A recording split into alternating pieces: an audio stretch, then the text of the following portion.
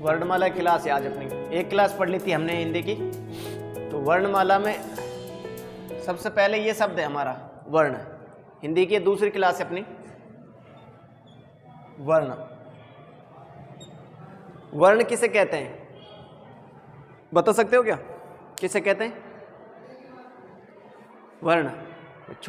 छोटी बात है और शुरुआत चल रही है हमारी इसकी। वर्ण भाषा का जो लिखित रूप होता है ना, भाषा का लिखित रूप, यानी कि लिखित रूप में भाषा की सबसे छोटी इकाई। लिखित रूप में भाषा की सबसे छोटी इकाई, सबसे छोटी इकाई वर्ण कहलाती है। वर्ण कहलाती है। लिखित रूप में भाषा की सबसे छोटी इकाई, लिखित रूप में भाषा की सबसे छोटी इकाई वर्ण कहलाती है। जैसे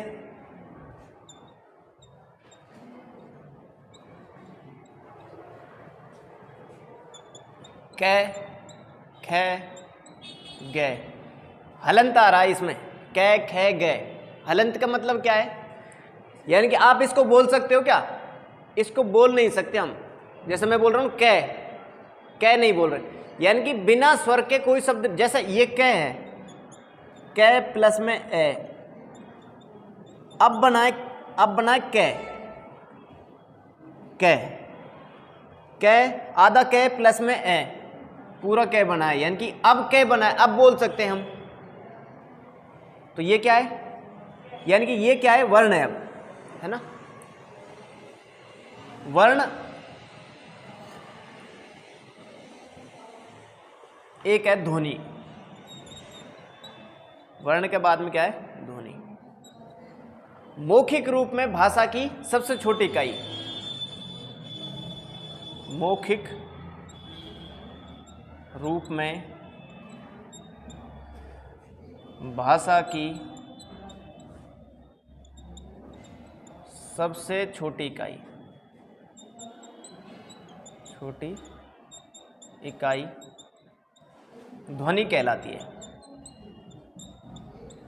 कहलाती है। सबसे छोटी इकाई किसकी? मौखिक रूप की। मौखिक रूप में भाषा की सबसे छोटी इकाई। लिखित रूप में भाषा की सबसे छोटी इकाई तो क्या होगी? वर्ण। और मौखिक रूप में सबसे छोटी इकाई क्या हो गई? ध्वनि।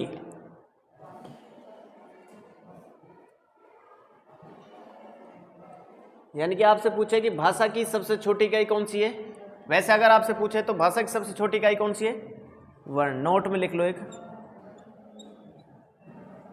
भाषा की सबसे छोटी इकाई, सबसे छोटी इकाई वर्ण है। सबसे छोटी इकाई क्या है? वर्ण है।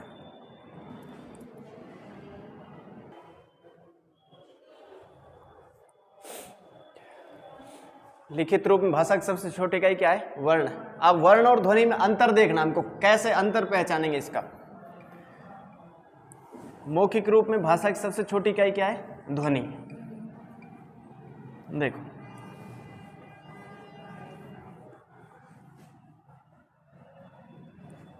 वर्ण व ध्वनि में अंतर, वर्ण व ध्वनि में अंतर। अंतर कैसे पता करना है हमको? जैसे मान लो पवन है, पवन।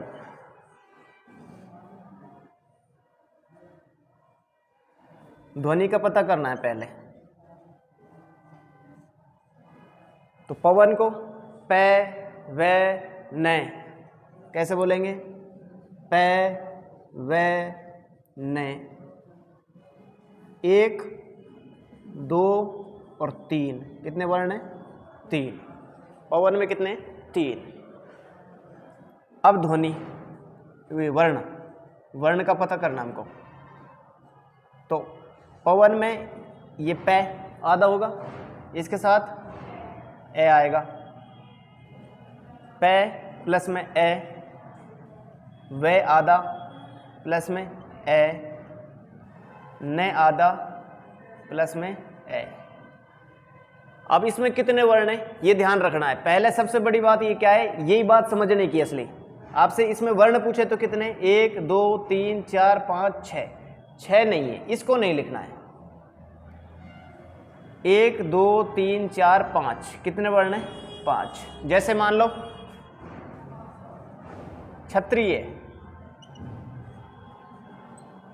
तो क्षत्रिय में क्या कैसे करेंगे, क्षत्रिय को कै किससे, से प्लस में ए प्लस में तय प्लस में रे आधा, यानी कि कै आधा से आधा, फिर ए आ गया स्वर वाला, तय आधा रे आधा ए नहीं आएगा, ई आएगा। क्या आएगा, ई, छोटा ई है इसलिए ई। देखो 1 2 3 4 5 6 7 8, इसको नहीं लेना है। कितने वर्ण है क्षत्रिय में, क्षत्रिय में कितने वर्ण है, वर्ण 7। 1 2 3 4 5 6 7, उतारो इसको।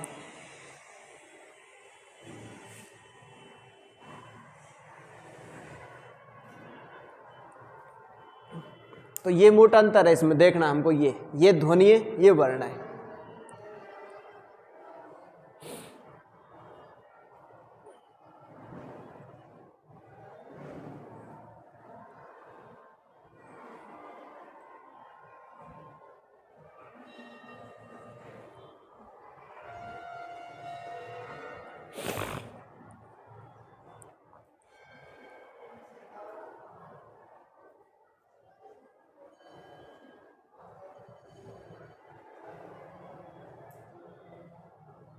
ठीक है, तो हमने वर्ण पता कर लिया, ध्वनि पता कर ली।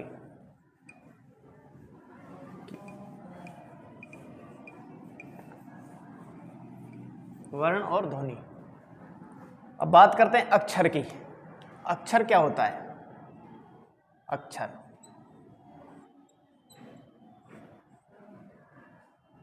ए प्लस में क्षर,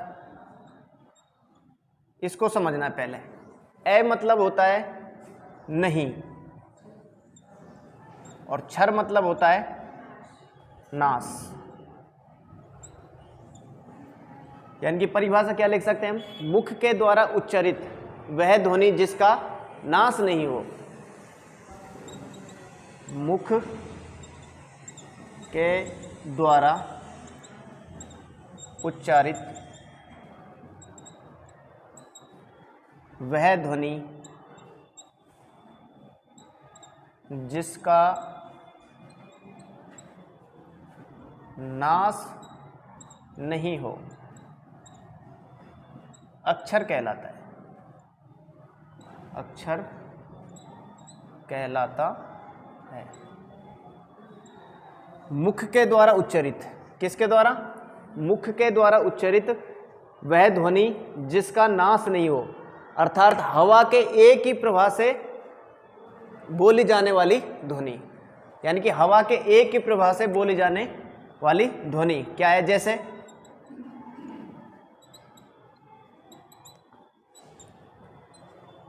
ओम, राम, नैन, ये क्या होता है, अक्षर। ठीक है, यानी कि मुख के द्वारा उच्चारित वह ध्वनि जिसका नाश नहीं हो क्या कहलाता है, अक्षर कहलाता है। उतार लिए।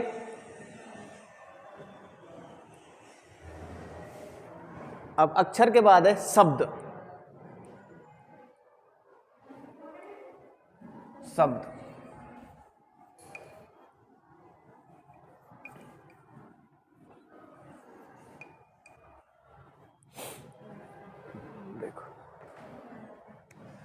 शब्द किसे कहते हैं?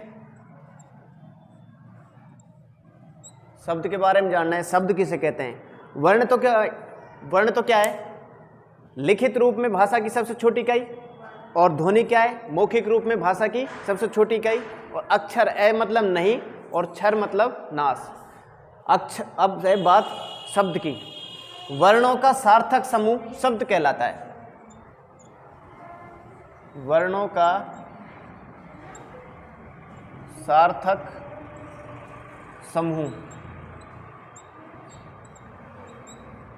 शब्द कहलाता है।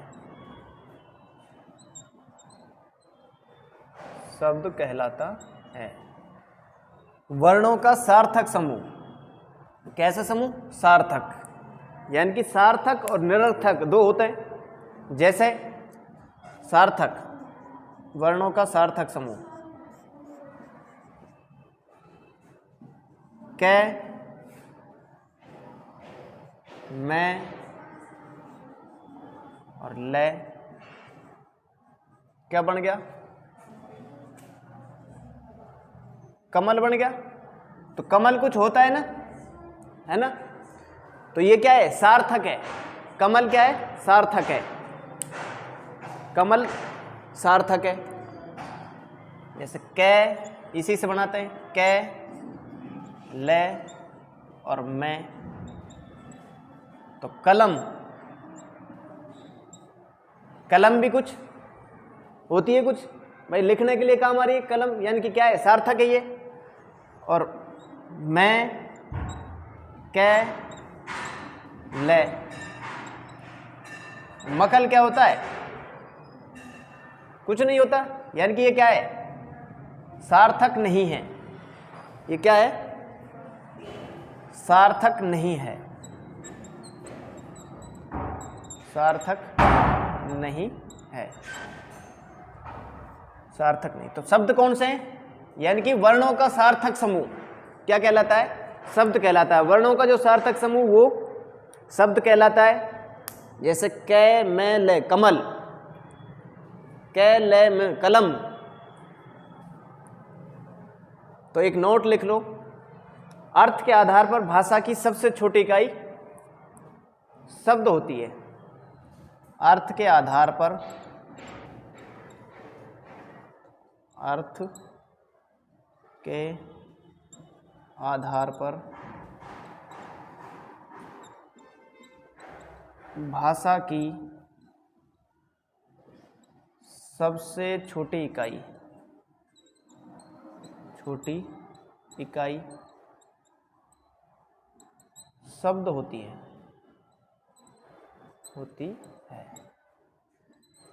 शब्द होती है। अर्थ के आधार पर भाषा की सबसे छोटी इकाई शब्द होती है।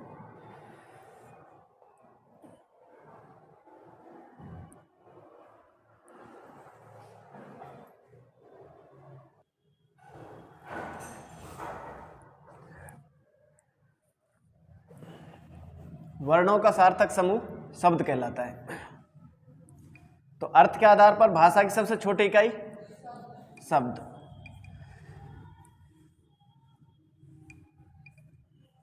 लिखित रूप में भाषा की सबसे छोटी इकाई वर्ण। तो हमने वर्ण पढ़ा। अब ये माला क्या होगी? वर्णमाला। वर्णमाला किसे कहते हैं? आपसे पूछ ले कोई कि वर्णमाला किसे कहते हैं? वर्णों के व्यवस्थित क्रम को वर्णमाला कहते हैं। वर्णों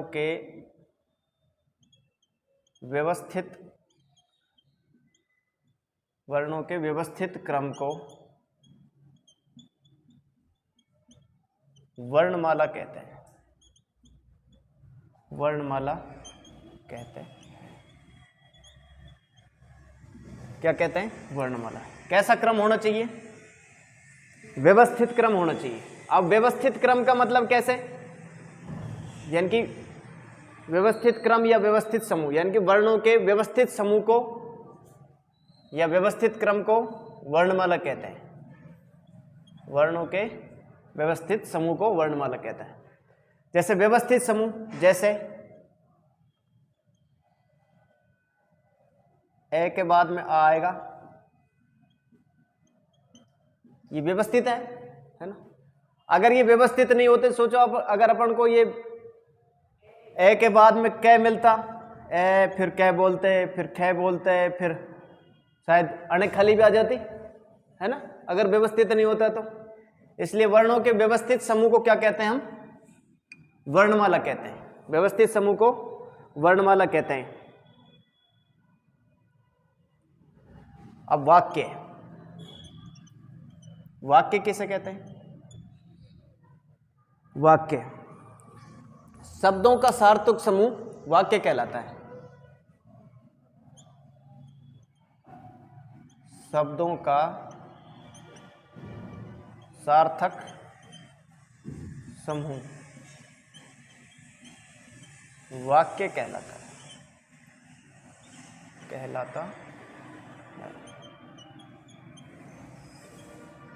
किसके सार्थक समूह को? शब्दों का सार्थक समूह। शब्दों का सार्थक समूह क्या कहलाता है? वाक्य कहलाता है। अर्थात जब दो या दो से अधिक शब्द मिलते हैं और पूरे अर्थ का बोध कराते हैं तो वाक्य कहलाते हैं।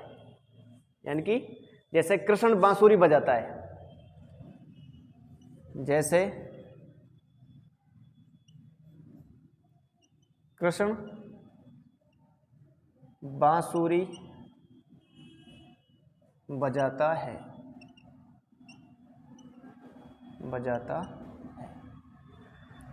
ये शब्द है। तो शब्दों के सार्थक समूह को क्या हो गया? क्या कह रहे हैं? कृष्ण बांसुरी बजाता है, राधा गाना गाती है।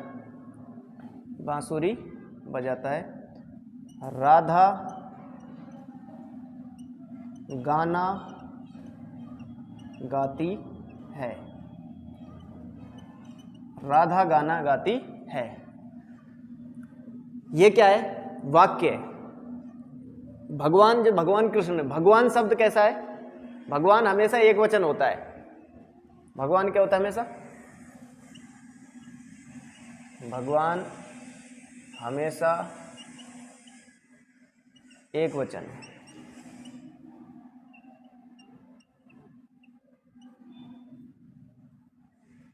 क्या है? एक वचन है। भगवान हमेशा एक वचन है।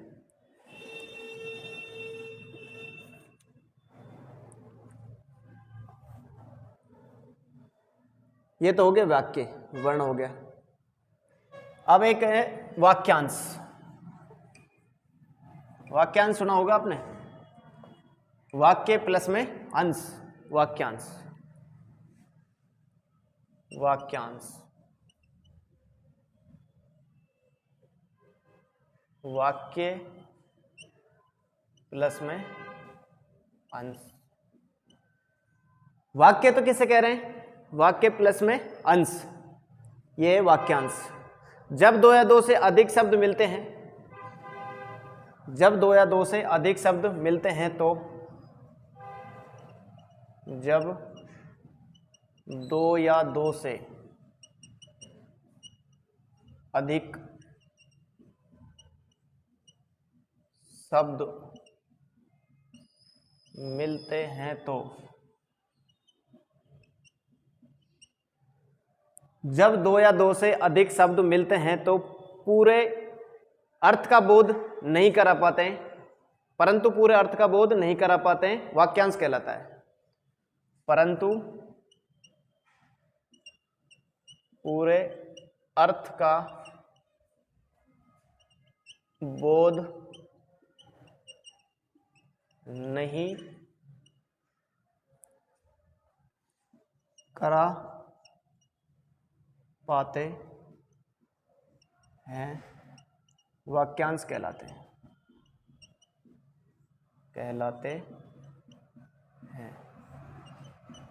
वाक्यांश कहलाते हैं। जब दो या दो से अधिक शब्द मिलते हैं परंतु पूरे अर्थ का बोध नहीं करा पाते हैं तो वाक्यांश कहलाते हैं। इसके पूरे अर्थ का बोध नहीं करा पाते हैं तो वाक्यांश कहलाते हैं। जैसे ईश्वर पर विश्वास करने वाला, धर्म में विश्वास करने वाला, धर्म में विश्वास करने वाला क्या है, धार्मिक कहलाता है। ये क्या है, वाक्य है। ठीक है, वाक्यांश उतार लिया।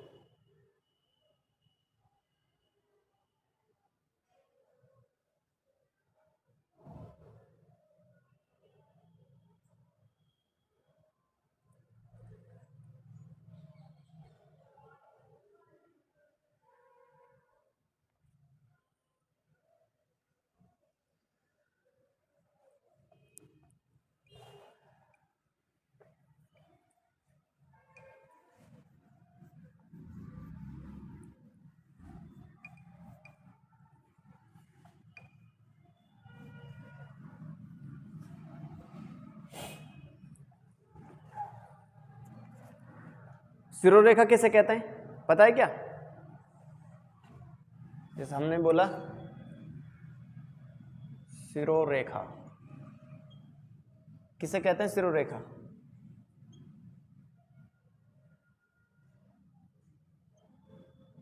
राम।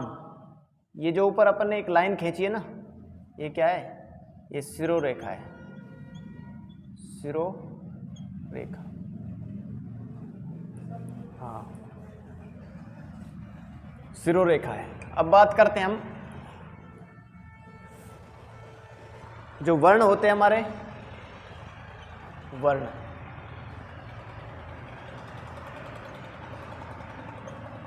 स्वर होते हैं और क्या होते हैं, व्यंजन होते हैं और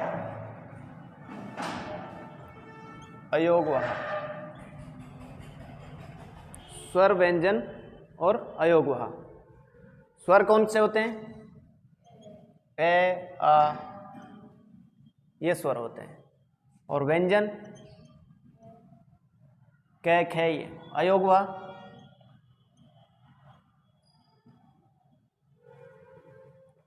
ये अयोगवाह होते हैं दो।